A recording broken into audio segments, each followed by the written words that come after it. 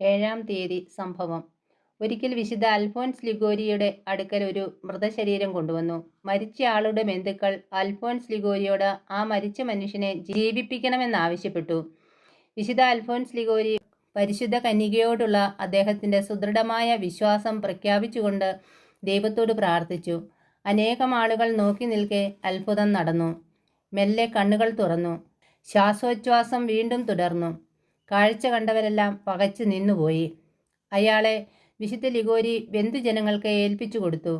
ഈ സംഭവം വിശുദ്ധ ലിഗോരി തന്നെ ജീവിതകഥയായി വിവരിച്ചിട്ടുണ്ട്. പ്രാർത്ഥന. ദൈവമേ, അങ്ങ് സകല വിശുദ്ധരുടെയും വിശുദ്ധിയെ അതിലംഘിക്കുന്ന വിശുദ്ധിയുടെ പരിവേഷത്താൽ പരിശുദ്ധ കന്യകയെ അലങ്കരിച്ചുവല്ലോ. ജ്ഞാനസ്നാന സ്വീകരണത്തിൽ ലഭിച്ച പ്രസാദവരത്തെ കളങ്കപ്പെടുത്താതെ നിർമ്മലമായ ജീവിതം നയിക്കുവാനുള്ള അനുഗ്രഹം ഞങ്ങൾക്ക് നൽകണമേ. അനുദിനം ഞങ്ങളുടെ ജീവിതാന്തസ്സിന്റെ ചുമതലകൾ യഥാവിധി നിർവഹിച്ചുകൊണ്ട് ഉത്തരോത്തരം വിശുദ്ധിയിൽ പുരോഗമിച്ചുകൊണ്ട് അങ്ങേ ദിവ്യജനനിയെ ഞങ്ങൾ അനുഗമിക്കട്ടെ. ആമേൻ.